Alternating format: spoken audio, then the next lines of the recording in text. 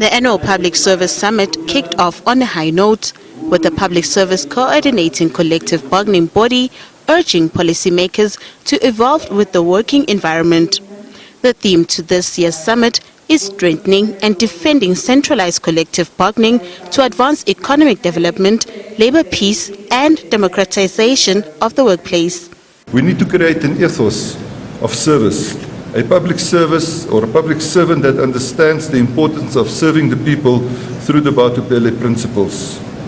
We also need to engage on the fourth industrial revolution, find a mechanism not to utilize paper, find a mechanism to digitize our environment and how that would benefit employees as well as public servants in itself.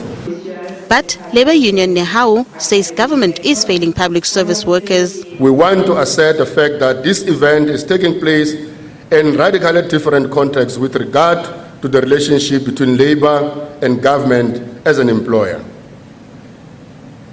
Yes, we are not in a bargaining council, but in this room there's Labour and employer. This means that this summit may go down in history as having been just another wasted time and resources. Government says there must be other ways of addressing collective bargaining. We must also consider ways in which we could revise the negotiations process to better align to the budget cycle. And this we have spoken about so many times before. And I think coming out of the summit, this is one of the most immediate deliverables that we should implement.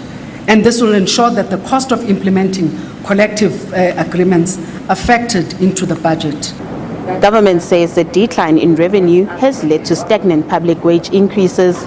Meanwhile, labour unions propose a wage increase equivalent to consumer inflation plus 2 percentage points. Nothando Makutulela, SABC News, Johannesburg.